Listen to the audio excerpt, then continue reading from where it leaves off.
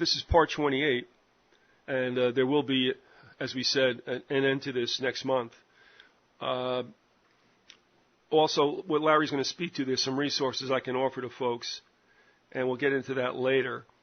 But again, in these last few segments, Larry's going to get to the core of what made the Nazis Nazis and and what's happening even today. And there's one thing I wanted to tell you, Larry, I forgot.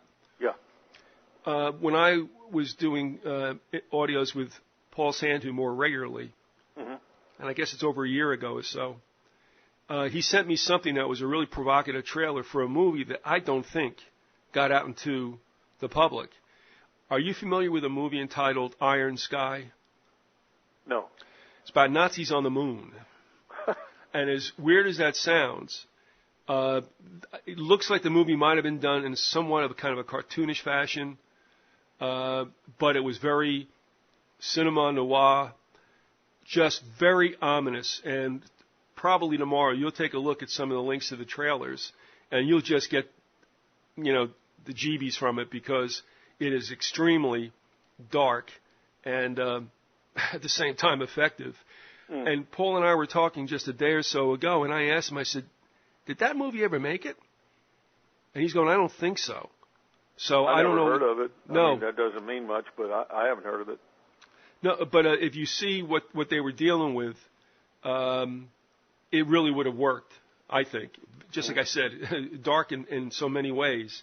But, it's funny in a sense. Wouldn't it be a hoot if they went to the moon and the Nazis were already there? Welcome. Well, I mean, Nazi science put the United States on the moon anyway, so yeah. I guess either way you look at it, the Nazis made it to the moon. So I'll take a look at that. And one other factoid real quick. Somehow, some way, I don't know how I got this, but it was a CD of theme music for the movie Hoover, played by Ernest Borgnine. Oh, yeah. I was thinking there's a new one out with, what's that kid's name? DiCaprio is in it? Yeah, Leonardo DiCaprio. Well, the thing is, Ernest Borgnine, like I said, was supposed to play Hoover. That movie never came out. Yeah. And I'm like, what happened there? I think I saw that. It was a made-for-television thing. If it's the one I'm thinking of, it's Ernest Borgnine. I kind of vaguely remember seeing part of it. It wasn't it wasn't that dynamic, so I don't know. All right, if it got out there, it escaped me, but I was half thinking of keeping the CD sealed, thinking it might be a collector's item, and I could score a couple of grand on it, Yeah. But I couldn't do it, so I opened it up and I thought there might be some dialogue excerpts, and it was just all music. I was bummed. Yeah. Anyway, there was no secret talk going on, nothing. It was just music. Yeah. All right, I've wasted enough of your time. Okay. Go get them. All right. I was going to start off with a quote from Daryl Eberhardt, and it was in an article called "Tackling the Tough Topics."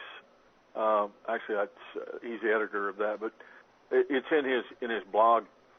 The sad facts of the matter are that the Vatican has been the major force in the political arena for many centuries, and for the past 4 centuries, the Jesuit order, operating from within the Vatican, has been the major player in both the geopolitical arena and the theological arena, and a very big player through its Knights of Malta in the financial arena and in the international intelligence community. The more I study history and the more I turn over stones, the more I find the footsteps and fingerprints of the Vatican, and again, more specifically, its Jesuit order involved in the most sinister and evil activities.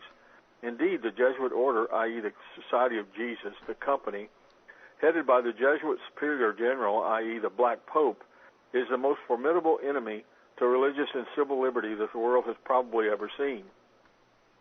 The Jesuits became so infamous in Europe for fomenting wars and revolutions and for assassinating heads of state that they were expelled from 83 countries, city-states, and cities by 1931, quite often by Roman Catholic monarchs. The Jesuit Superior General, the Black Pope, not only controls his powerful Jesuit order, but also controls the powerful Knights of Malta, top-level Knights of Columbus, and the top level of Freemasonry. Through his control of the top levels of secret society, especially the Knights of Malta and high-level Freemasons, he controls the top intelligence agencies of the world.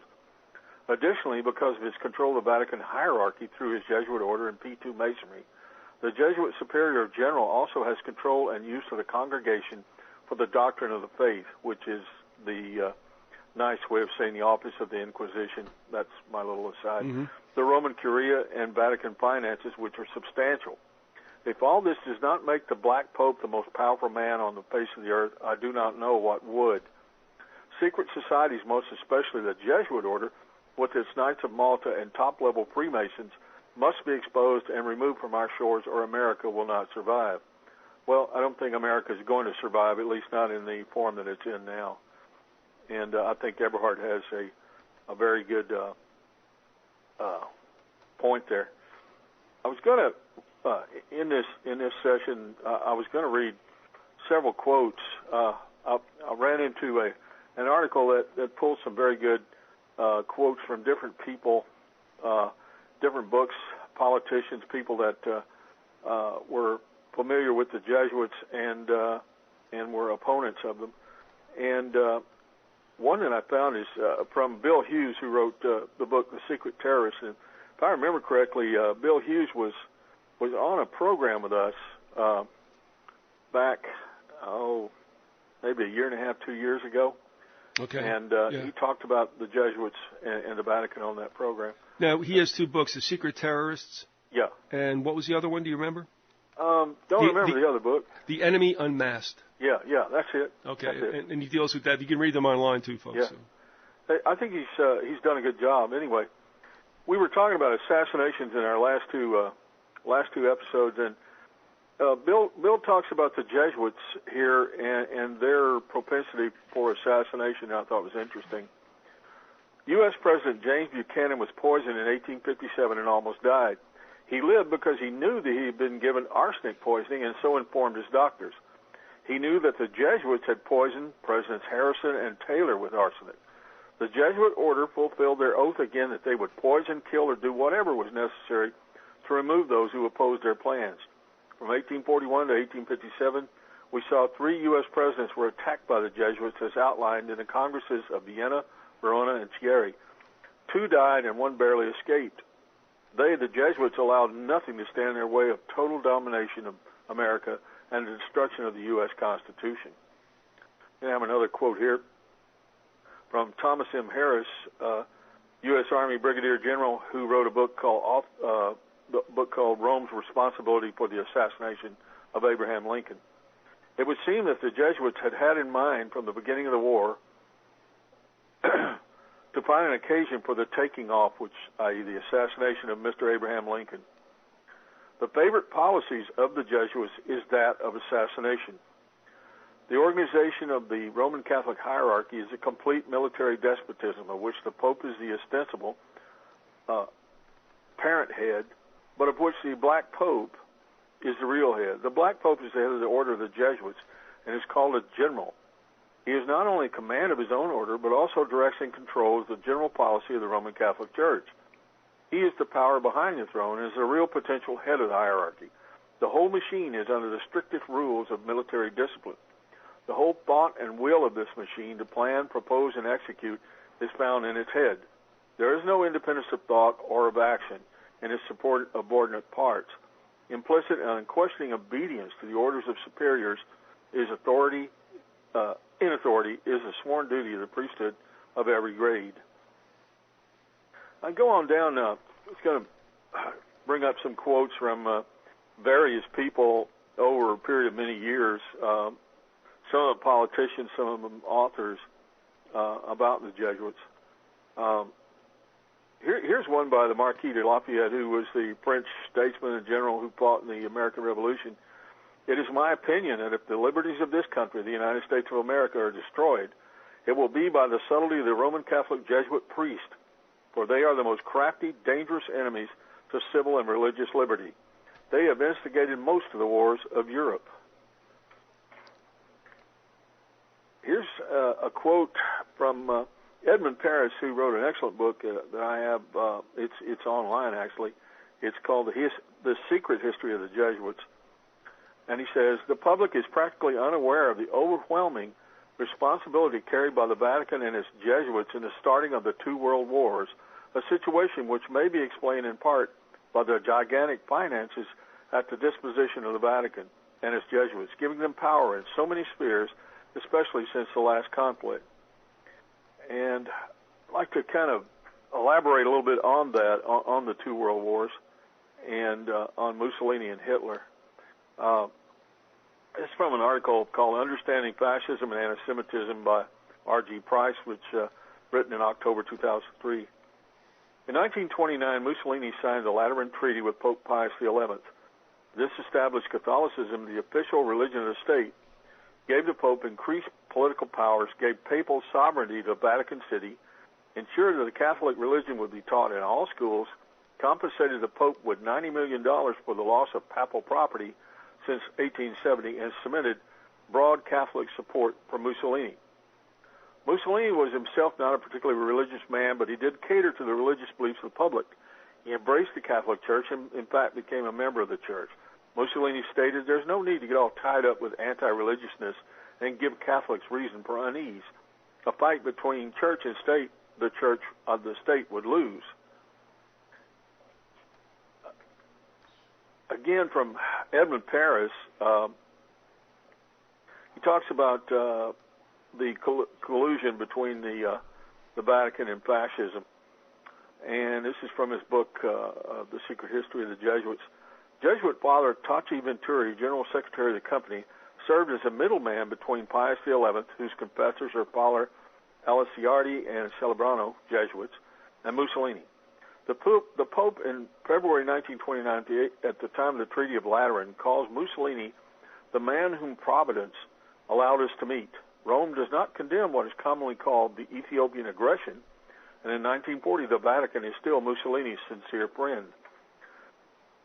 The Pope seemed to identify himself too much with the dictators, wrote M. Francois Charles Roux, French ambassador to the Vatican. The reason he brought that up is that's his ambassador, because Edmund Paris was French. He was a soldier during the Second World War. But could it be otherwise when the Holy See itself had raised these men to power?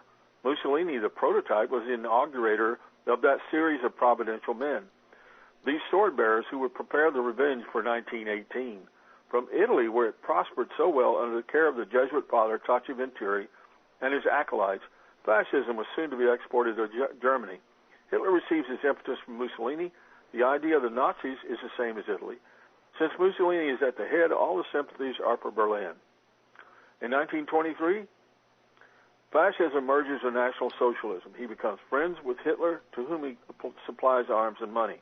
At that time, Monsignor Pacelli, future Pius XII, and then the Curia's best diplomat, is nuncio in Munich, capital of Catholic Bavaria. There, the star of the future German dictator starts to rise. He's also Catholic, like his most important associates.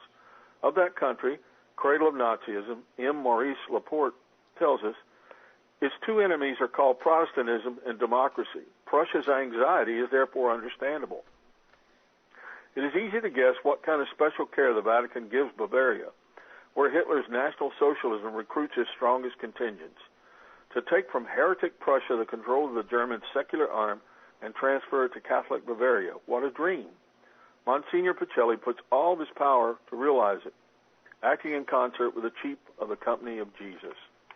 So you can see that from Paris' book, he outlines how the two dictators, the men that actually fomented the Second World War from the side of fascism, both of these men were set up to a great extent. It's of course a complicated story, and we've gone through all of that in this series, but one of the major contributors who helped set them up and put them in power was the Vatican and the Jesuit Society.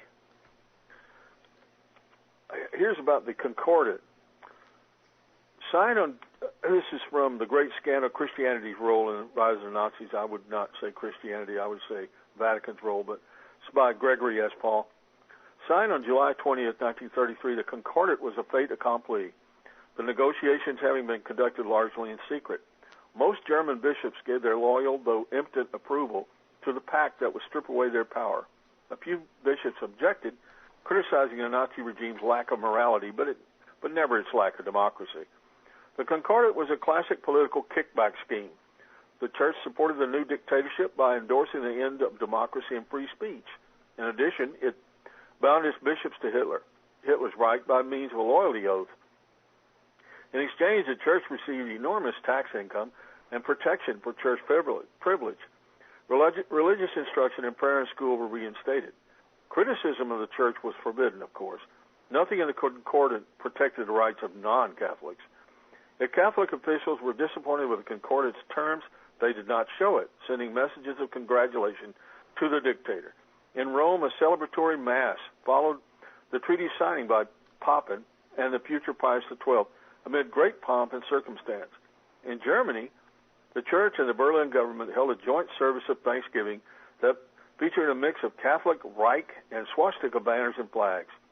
The musical program mixed hymns with a rousing performance of the repugnant Nazi anthem, Horst Wessel, which was set, by the way, to the traditional hymn of How Great Thou Art. All of this was projected by loudspeaker to an enthusiastic crowd outside. As most German Catholics welcomed the Concordat, the Thanksgiving service drew far more than Berlin's cathedral could hold. Well, you see there that there really didn't seem to be any kind of a problem between the Vatican and the rise of Nazism and Hitler. And the Concordat was one of Hitler's very first acts it was actually an act of foreign policy, since the Vatican is a nation state. I'd like to go on with some more quotations. It's really amazing to me how many people have commented on the Jesuits over the years. This is from Napoleon Bonaparte. The Jesuits are a military organization, not a religious order. Their chief is a general of an army, not the mere father abbot of a monastery. And the aim of this organization is power in its most despotic exercise, absolute power, universal power to control the world by the volition of a single man, the Black Pope, the superior general of the Jesuits.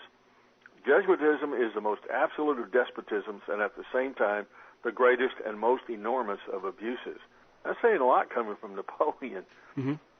Then there's J.E.C. Shepard, who's a Canadian historian, wrote, "It is impossible to read Elizabethan history, i.e. the history surrounding Queen Elizabeth I of England, except in the context of an army of Jesuits, masters of deceit, treachery, treason, infiltration, subversion, assassination, insurrection, civil war, and coercion, plotting for the good of the papacy and the defeat of all the Pope's foes everywhere in the world."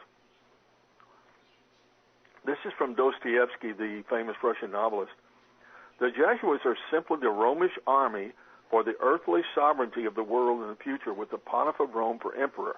That's their ideal. It is simple lust for power, a filthy earthly gain of domination, something like a universal serfdom, with them as the masters. That's all they stand for. They don't even believe in God." Let me read that one more time. The Jesuits are simply the Romish army for the earthly sovereignty of the world in the future, with the Pontiff of Rome for emperor. That's their ideal.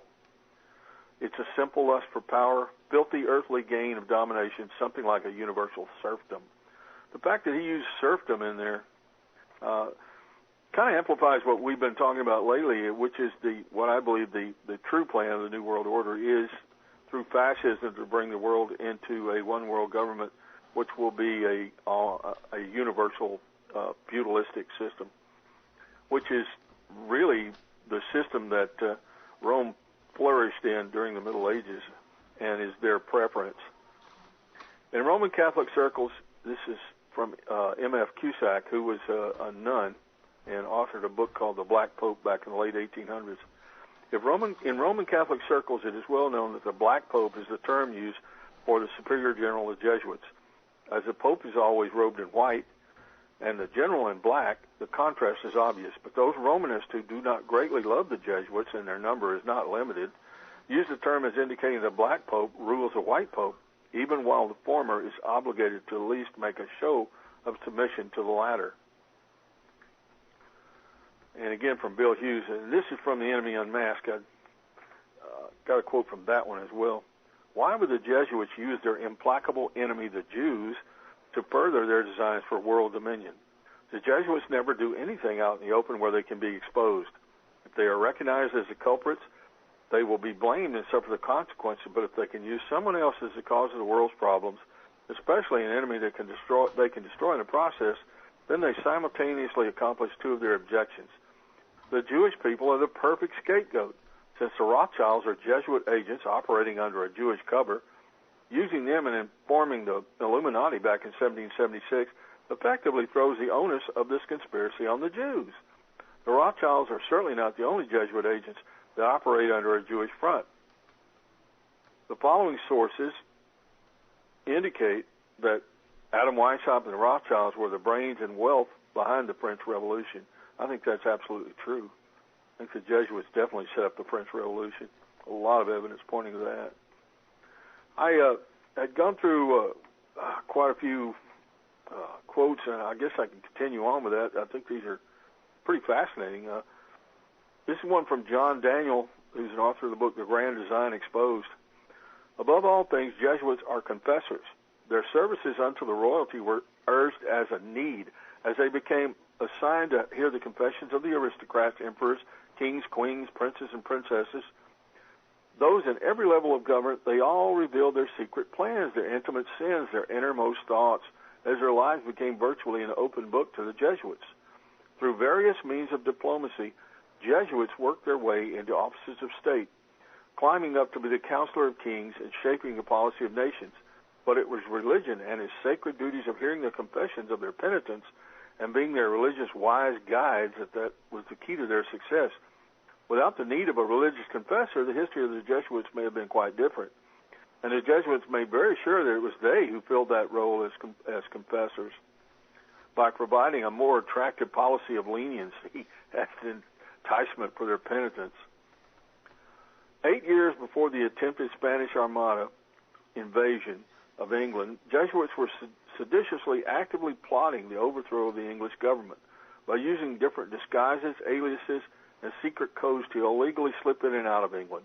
Jesuit Robert Parson in 1580 had led and then attempted to organize a mission to bring other Jesuits into England to engage in a work of subversion.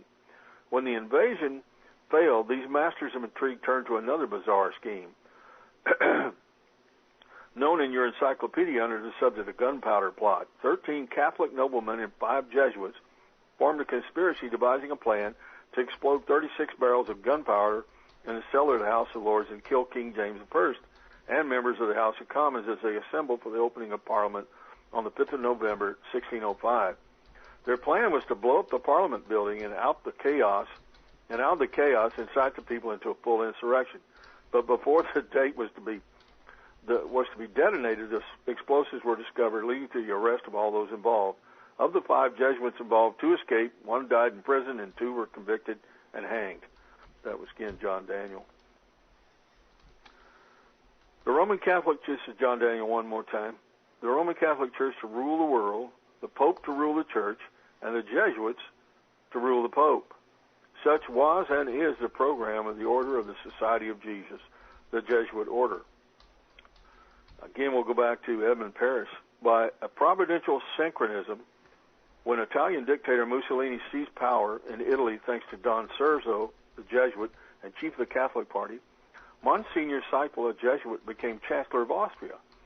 He held that position until 1929 with an interregnum of 2 years, and during those decisive years, he led the Austrian interior politics onto the reactionary and clerical road.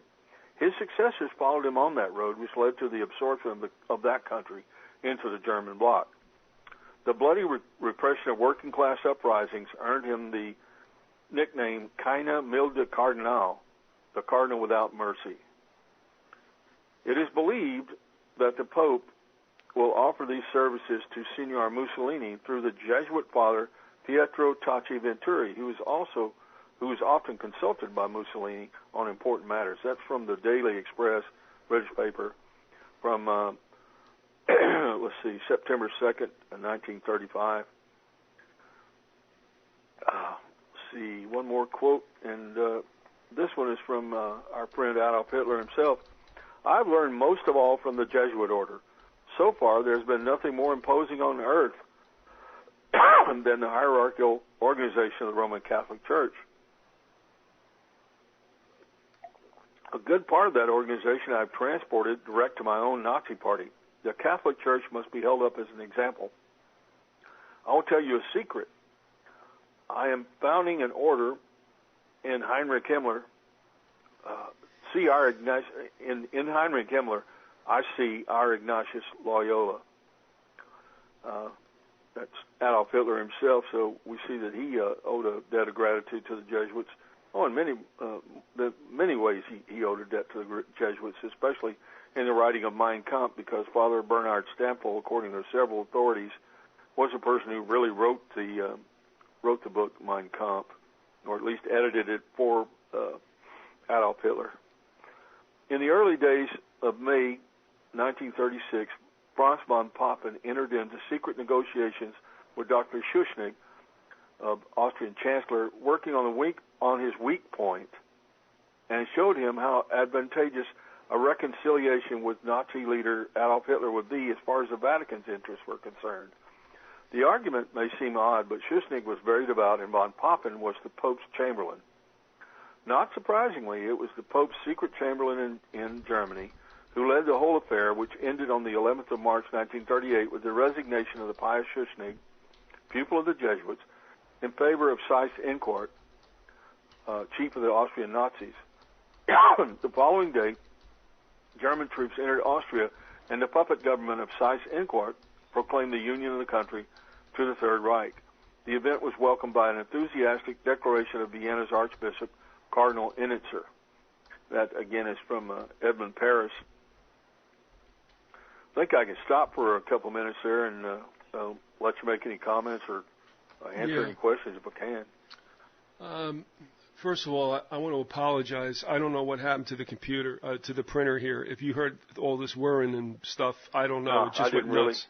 Really. Okay, no, when I shut it down, and that created a whole thing. So, okay, if that didn't disturb you, fine. All right. No, I really didn't pay much attention. Something that we've not mentioned and has gone by the board pretty much. For a resource also that's not pretty commonly known by folks is a website called spirituallysmart.com. That's Thomas Richard's effort, and I'm going to include the link to his website in what we're doing, because I think that's a good one. I think people would benefit from that. I have myself. Yeah, and Tom's whole story too is one of a voyage because or journey. And I hate to bring this up because we had a very bad falling out over Phelps' relationship with Greg Zemansky and where that was going. And it was pretty acrimonious. Not with me. Who? Are you kidding? But, yeah. And mild-mannered guy that you are. but I had to I know. But, I mean, I was banging my head on the wall because it's like, come on, man. I mean, you can't tell Zemansky's a $3 bill. The only way he ever hooked on, he's an idiot. He's a drunk. And I mean, I have never seen anybody who could sensationalize small issues to the point that he can, and he muddies the water so much that you can't get anything out of what he's saying. You know, he hooked onto this. He's just full of crap. I'm sorry. Well, I mean, this isn't really the core of what we're talking about, but his whole melodramatic story about having his life attempted on by Jesuits who were going to run him over with a car on a snowy road when he was walking his dog. And it's like, as far as I know, the Jesuits' assassination techniques don't include hit and run. No. And if they wanted you dead, you'd be dead. Yeah. But anyway, what happened was, Tom realized what was going on, and he was good enough to go ahead and email me and say, hey man, you were right. I said, okay, all right, you saw it, it's sad, but okay, I appreciate that. One thing about that story that doesn't ring true for me is the Jesuits don't normally do the assassinations themselves. They hire others, or they have other people that will do those assassinations, and in particular the CIA in this country. Yeah, no, you're right, absolutely. I mean, they push others to the front. They always stay in the background. They're extremely clever and they've had hundreds of years to perfect techniques. You know, I'm sure a lot of people who were political or otherwise opponents of the Jesuit order are, sleeping with the fishes now, and nobody ever knew. Yeah. Well, if you look in works of art, in literature, if you read Shogun by Clavel, that's a story of Jesuit infiltration into Japan. Yeah. Also, the mission loosely is kind of like that also. But there's works out there, and one of them that is not seen in this sense is Dumas's The Count of Monte Cristo, which was, now Dumas was in France. He knew very well about the Jesuits, and The Count of Monte Cristo, I guess you can call him antagonist as well as protagonist, was Edmond Dantes. Was it Edmond or Edward? Oh, it was Dantes, whatever. Mm-hmm. And I read it, and I'm like, yeah, go get them, man. Yeah, that's it. Get all those guys back. But what Dumas was trying to show was they are perfect in their revenge. And in that book, if everybody remembers, Dantes took about to slowly poison everyone who had done him wrong. Mm-hmm. So, I mean, it's out there, and it's well understood in European circles. There's people listening to this right now with shaking their heads going, oh, get out.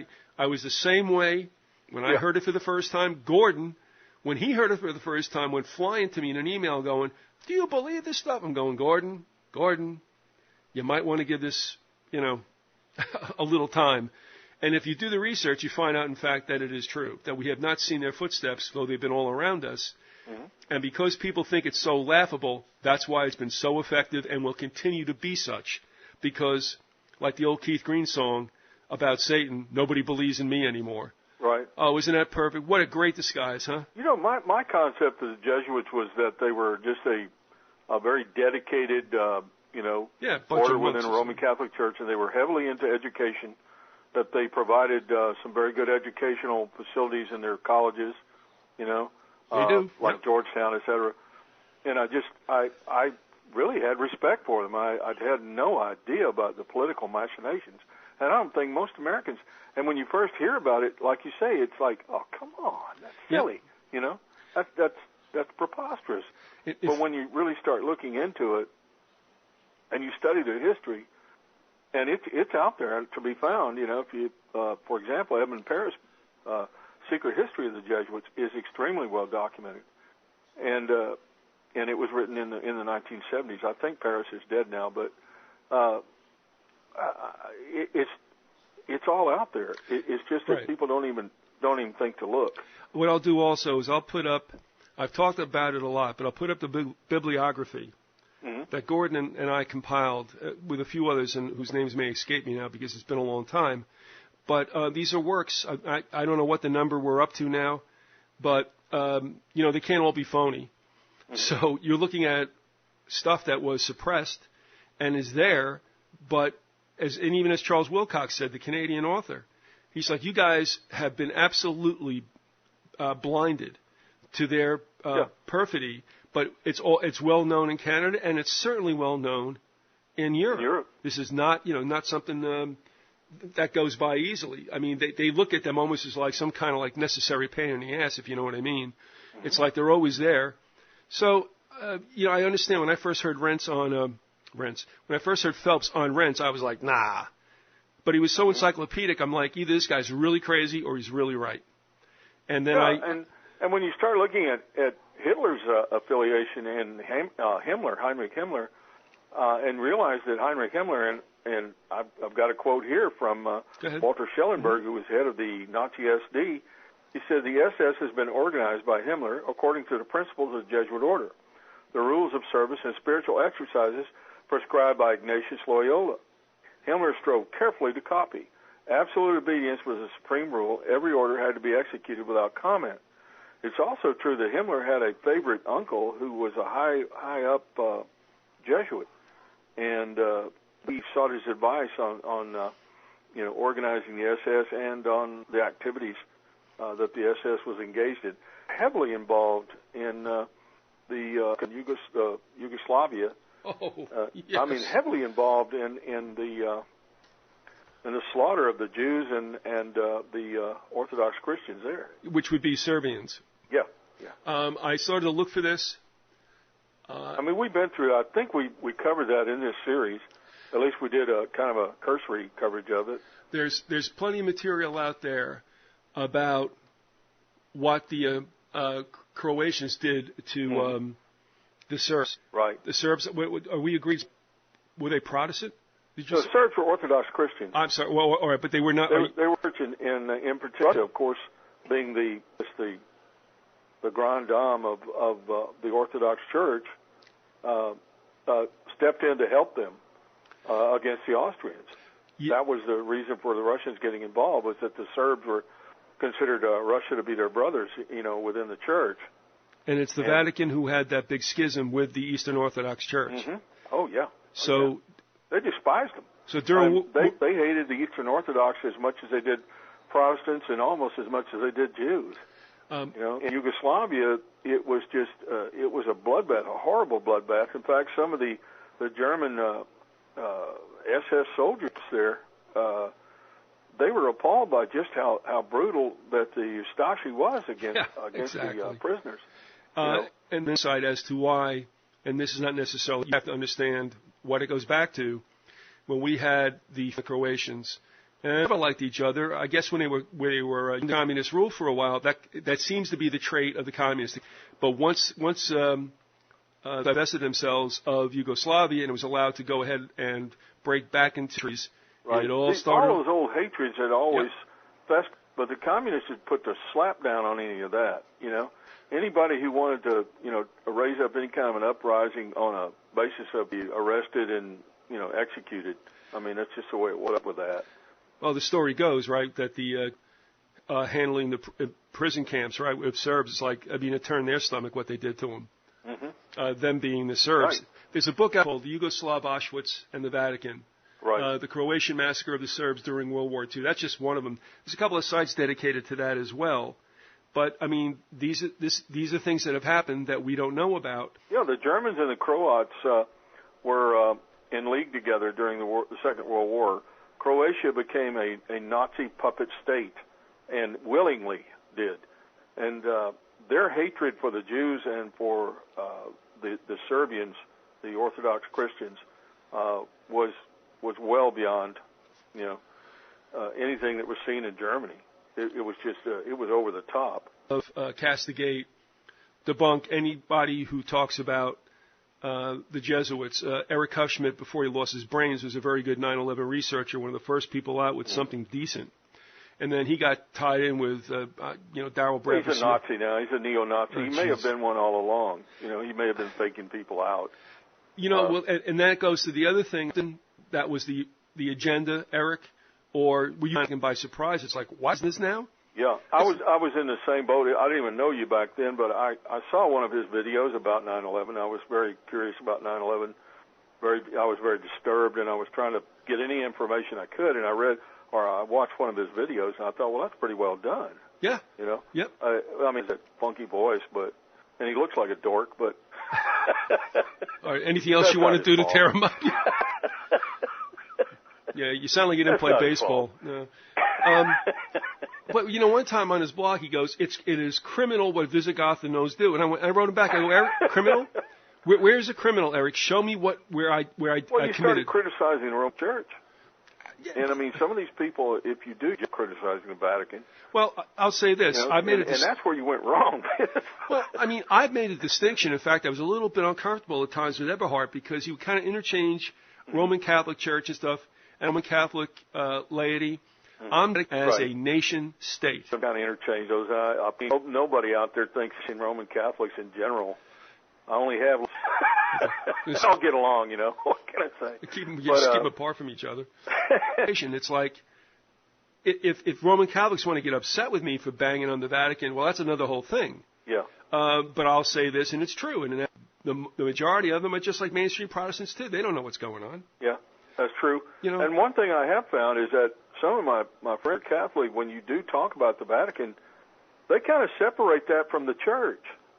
in a way, they'll say, yeah, it's a political institution. Some of them will agree with you. Yeah, it's political, and there's some really bad things going on. Oh, cool. And I have one friend who's he attends church every Sunday, and he's a really decent guy, but he is disgusted over the Vatican scandal about kids, the pedophile scandal. We've talked about it, and he said it's absolutely and it's sad because, he's in all his life, and it's being exposed, and he's he knows it's wrong, and he knows that they've covered it up at the top. This Pope who is quote the Vicar of Christ, is in effect a jackass who is covering up pedophilia. Well, I can't understand that. And that just doesn't fit with the whole thing. But apparently, it seems pretty clear that Vatican is successful in the priests not being able to marry or the nuns not being able to marry. This isn't a problem created by not being married. Because, and as you well know, I mean, how many married men out there aren't pedophiles? Exactly. This is another whole animal, and it's worse, I would have to say. Disgusting. Yeah, and I don't really go there because that's like a hole, like you said, that you'll never crawl out of. Yeah. I'm not dismissing it. I mean, even Harry, get this. You there? Yeah, I'm here. I'm getting excited. I'm hitting the phone now. Harry's two children were in catechism, and one of them had a priest who was caught for pedophilia. And he had some tremulous moments talking to his daughter and his son about problems. Nothing happened. But it touched... thank God, Sure.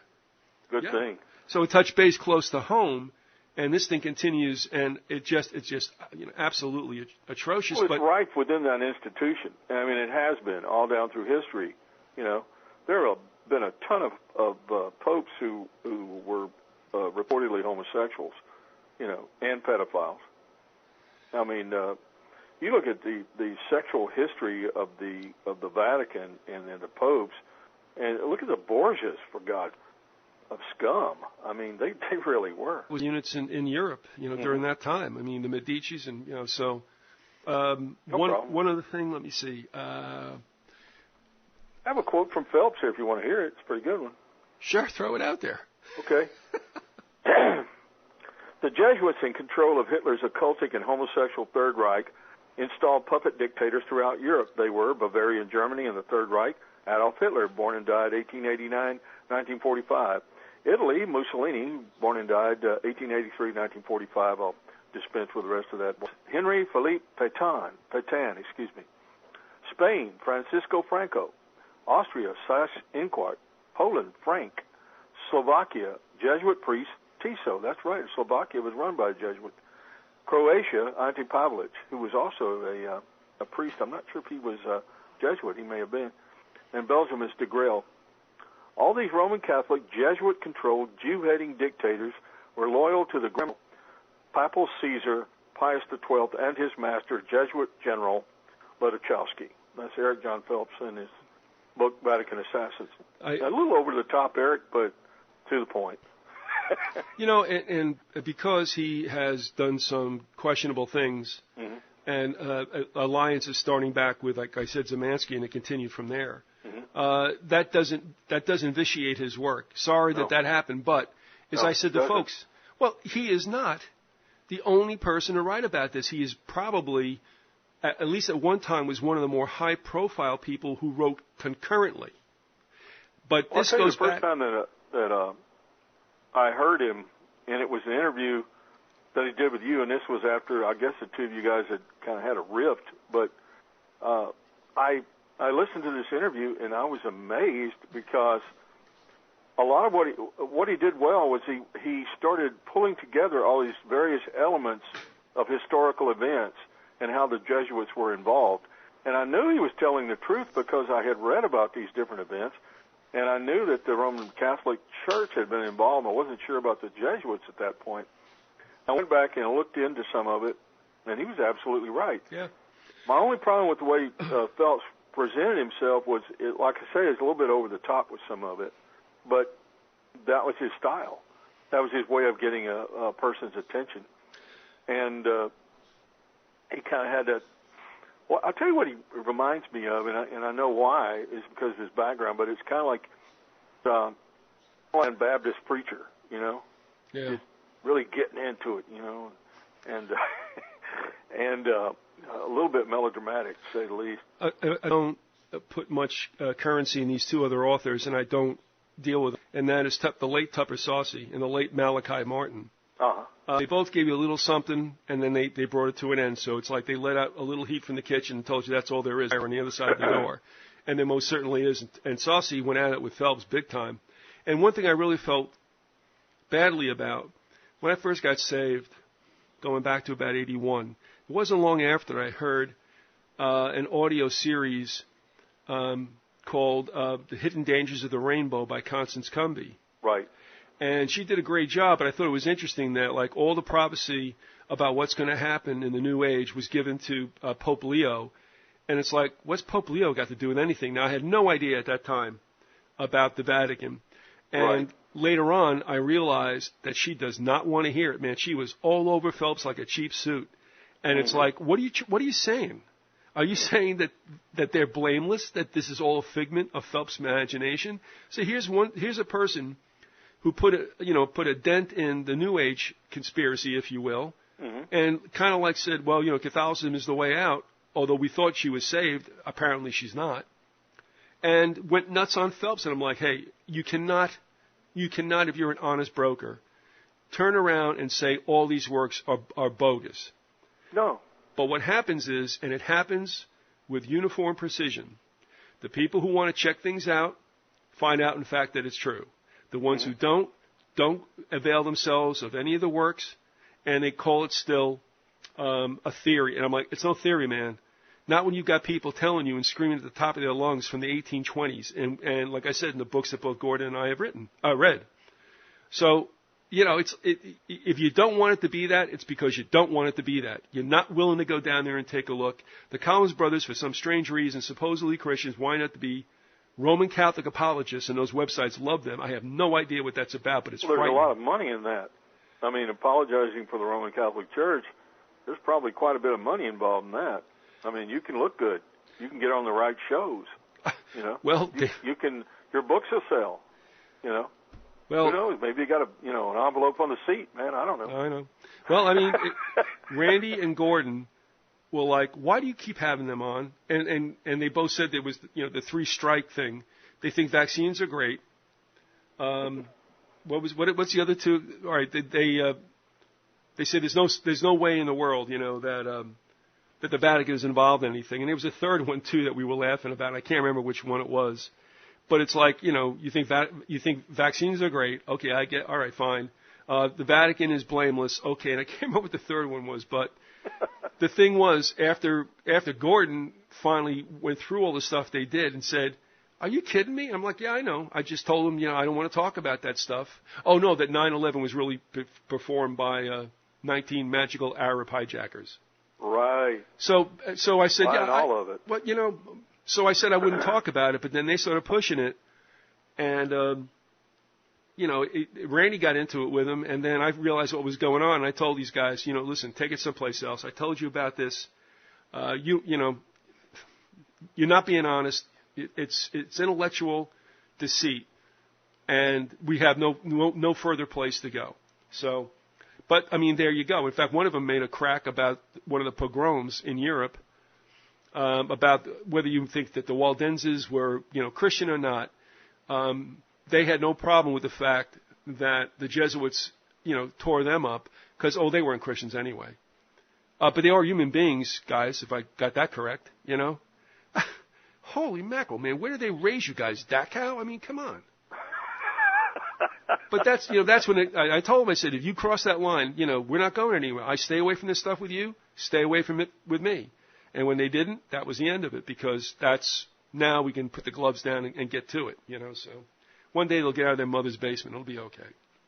Yeah. No, I mean, the thing that got me about them was this ridiculous use of I know. overly flowery language. in some kind of an attempt, to prove to you, I guess, or they're so intellectual you with their intellectual prowess. Yeah, right.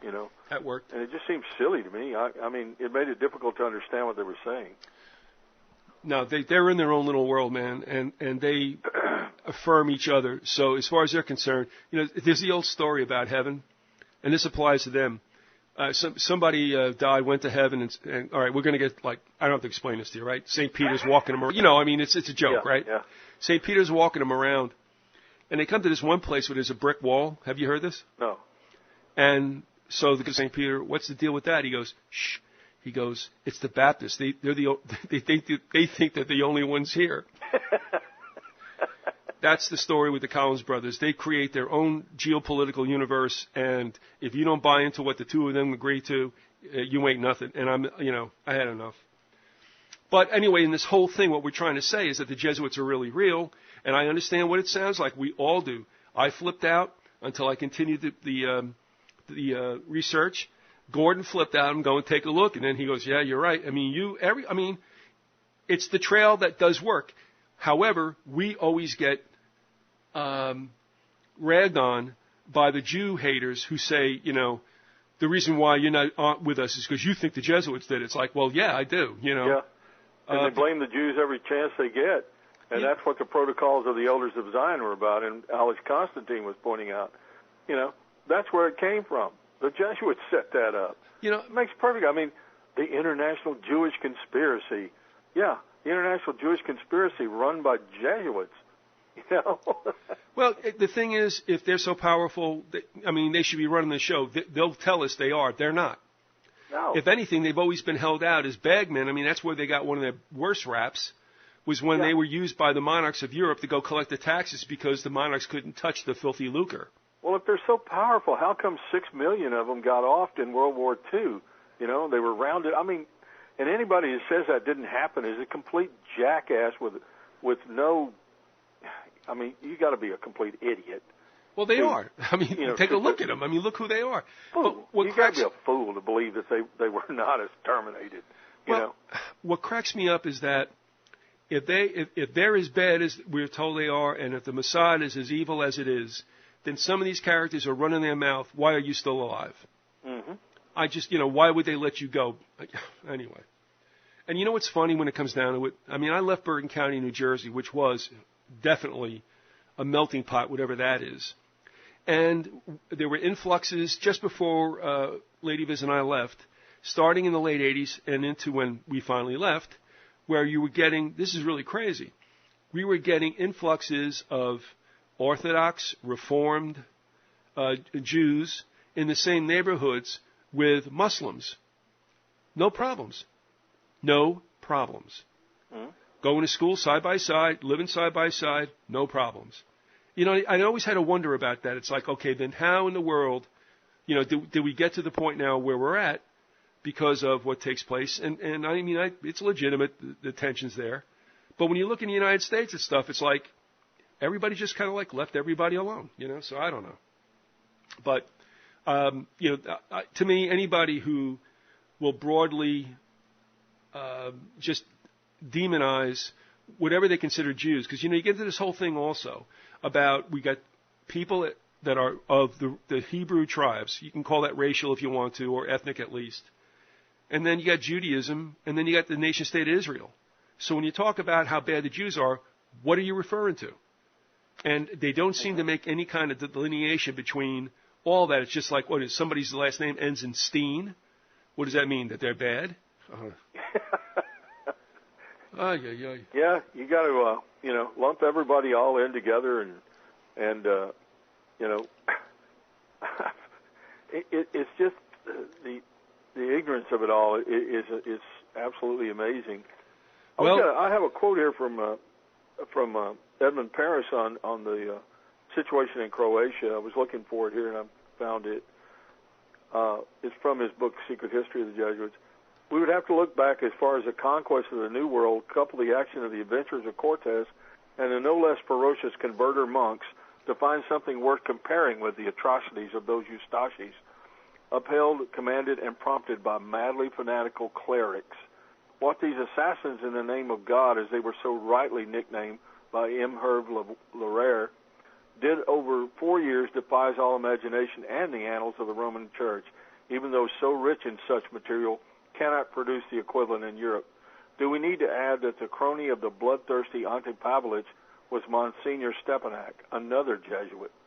The Croatian terrorist organization, the Ustashis, led by Pavelic, had come to the notice of the French people through the assassination in Marseille of King Alexander I of Yugoslavia and our Foreign Affairs Minister, Louis Barthel, in 1934.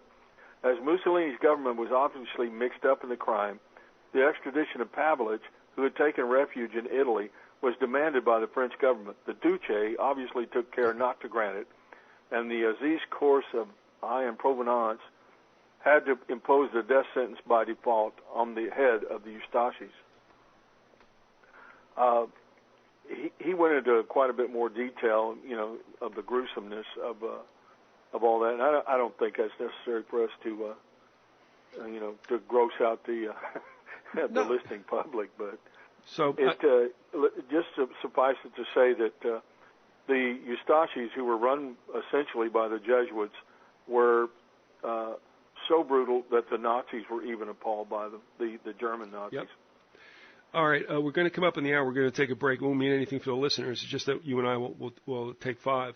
Okay. But there are 2 things. One, I don't know if you want to get into this now, and if you don't, just make a note if you want to go there. Sure. Because if we did it now, wherever you were headed, it would really put a big block in front of it. And that is, and we're talking about we are what we hated, and we're talking about what was the mentality, the philosophy, and even maybe perhaps the complete ethos of the Nazis in Germany. But it's interesting that Germany twice got their ass kicked in the 2 world wars, and there's a reason for that. And even as you point out, and Liam talks about the rise of Germany again, I mean, it seems like they've been set aside for some really decent ass kicking. Mm-hmm. Do you think it's coincidental that the current Pope happens to be a German, and that the current Pope happens to be an ex-Hitler youth and a soldier in the Third Reich during World War II? I don't think so. Anyway, that's I'm looking at if they were being punished for certain sins, starting from Luther and going right through what might have been, I guess, somewhat of the last, I don't know, of the Protestant hold through Bismarck. You know what I mean? Well, the Second World War eviscerated Prussia altogether as they were basically brought down by the First World War, but in the Second World War, Prussia just pretty much, the old Prussian aristocracy was gone, and Prussia was, part of the Eastern European bloc. But, it's a complicated situation. I've talked about it a little bit, not really prepared to. No, that's okay. Just go into depth. Maybe just show that if you want to, and later on, if you come up with anything, because, Hitler gave up his people. There's no 2 ways about it. Mm-hmm. That was fixed. But I think, and that's why they wanted to assassinate him too, because there was a certain element within the German hierarchy that figured it out that the jackass was. Yeah, that's what I'm putting him in a position to lose. You got to believe if the generals were willing to do that, they knew the fix was in. Mm-hmm. They knew this war. Or they believed that he was either so insane and such an incompetent fool that he was leading them down, or that he was intentionally leading them down the path to ruin. Yeah, and at any rate, whatever their motivation, they knew he was leading them down that path, and they wanted to get rid of him, but they weren't successful. Because when you look at the 2 world wars, and even the first one, it seemed that, all right, for public consumption, Germany wanted to go naval big time because obviously they had very little outlet to the seas. Mm-hmm. And they were working along that line, becoming a very prosperous industrial nation, and supposedly the Brits didn't like it. But at the root of it all, it's the same old thing. It's like the Brits, obviously, not their people, but their leadership was in tow with the Vatican, and Germany's was not. And so that's why we did what we did, to get them in line. That's my take on it, but we'll do that another day. But before we make the break, I'm going to tell you something just on a humorous note to get out of the first half of this. Okay. I don't know why, but I've been thinking back lately to a very unpleasant situation I had in high school. and playing football. I had moved from an Italian, Irish, all white, tough ass town. We went to Cliffside Park High School, and I moved to Teaneck, which was named the model community in like 1949 for harmony amongst white Jews, white Christians, and blacks. and it was, but when I got there, trouble was afoot. Okay, yeah. And I didn't know. I mean, all right, I moved here. It wasn't like I got optioned out by Cliffside for a player to be named later. We moved. And I wound up being the captain my senior year, and I was never like Teaneck. I only was there for I was in high school for less than 3 years. Yeah. And the head coach just did stuff. I mean, that if they tried a tenth of that today, I wouldn't say they'd be in prison, but they'd be out of a job. Yeah. And I think back to what a jerk he was, because as I got older and I began to coach, I realized the crap he pulled on us that I would never do to an 18-year-old. You know what I mean? Yeah. And then I thought back and I realized he went to Villanova. He was Jesuit trained. My dad was saying his coach in high school was a Jesuit. He went to high school in Mobile, Alabama, and there's Spring Hill College there, right? Which is a Jesuit college. And he was telling me that his high school coach was. The reason I brought that up was, one time I was talking to him about how the Jesuits were involved in all these intrigues, and he just said, well, I've always kind of had a good attitude about them, and said toward them, because my old high school coach was a Jesuit, and, he was a decent guy. He liked him, I don't know. Well, the good news is that he resigned right after it. That is good news. But, I just had a laugh. I'm like, I should have known, But anyway, all right, we're going to take a break. We'll come back, and we'll pick up on part 2.